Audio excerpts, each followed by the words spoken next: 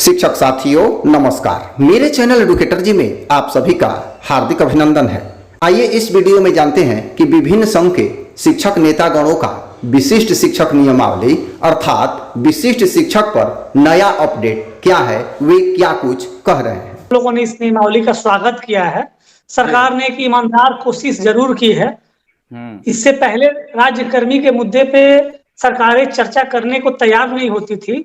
अभी सरकार के तरफ से एक पहल हुआ है, उसमें कुछ खामियां जरूर है और उसके लिए उन्होंने समय भी दिया है 1 सप्ताह का, और हम लोग उचित प्लेटफॉर्म पे उसको उठाएंगे हम लोग, और उठा भी रहे हैं।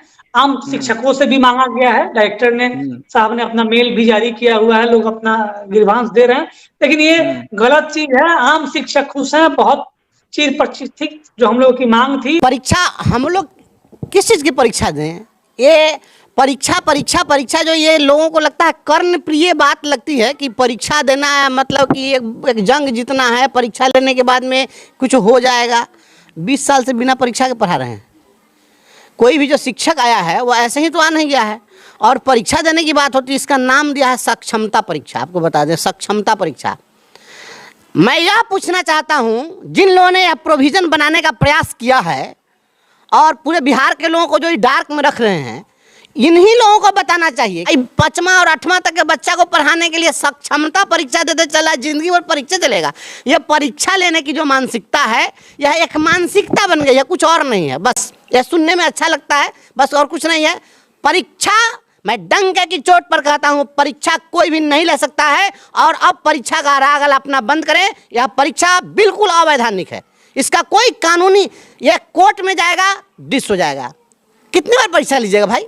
बार की बात नहीं है। इसके पहले भी देखिए, राजकर्मी बनाने की दिशा में ये पहला कदम है, इसका हम लोग स्वागत करते हैं। लेकिन इस नियमावली में बहुत सारे ऐसे बिंदु हैं जिन पर हमें घोर आपत्ति है। सबसे पहली बात तो यह है कि हम शिक्षकों की मांग थी बिना शर्त राजकर्मी की, और यहाँ पे तो सक्षमता परीक्षा के नाम पे एक शर्त थोप दिया गया है, जिसका हम लोग पूरा विरोध करते हैं। साथ ही साथ सबसे बड़ी आश्चर्य की बात यह है कि एक नई नाम के साथ, यानी कि नई नियमावली, नया नाम हमको दिया जा रहा है, विशिष्ट शिक्षक। हमारी मांग तो ये थी कि जो बीपीएससी से बहाल शिक्षक आ रहे हैं उनके समान हम लोग को बिहार विद्यालय अध्यापक नियमावली में समायोजित किया जाए, लेकिन वो न करके हमको एक अलग कैडर बनाया जा रहा है। तो जो विद्यालयों में विषमता होगी, विभेद होगा, वो तो बरकरार रहेगा। इससे हमारी समस्या नहीं सुलझ रही है और हम इस नियमावली के कई बिंदुओं से असंतुष्ट हैं।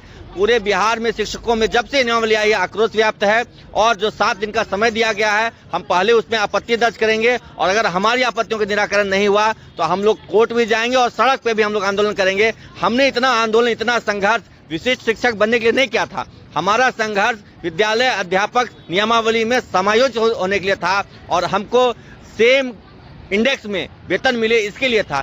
तो उसमें कमियां हैं उसमें। अच्छा। और ये शिक्षा विभाग भी जान रहा है कि उसमें कमी है। जी। और इसीलिए 7 दिन का समय दिया गया है कि उस पर अगर आपको कोई फीडबैक देना हो, कोई सुझाव देना है तो दीजिए। तो निश्चित तौर से हम लोग सुझाव देंगे उस पर और बृहत अध्ययन चलेगा हम लोग का। लेकिन जो सबसे साफ दिखने वाली कमियां हैं, तो अशुद्धियों की कमियां बहुत सारी उसमें, ग्रामेटिकल एरर्स बहुत सारे हैं। दूसरा है कि राज्यकर्मी शब्द का इस्तेमाल नहीं है जी, विशिष्ट शिक्षक।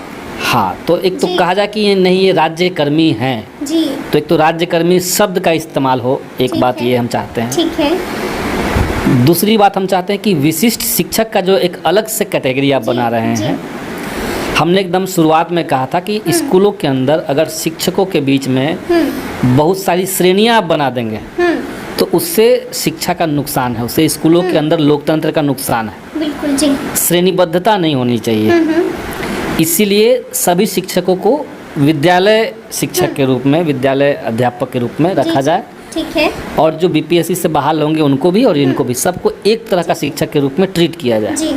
तो विशिष्ट शिक्षक की एक अलग कैटेगरी बनाना ये उचित नहीं है। मतलब इसको हटा ही दिया जाए, ये हम मांग करेंगे।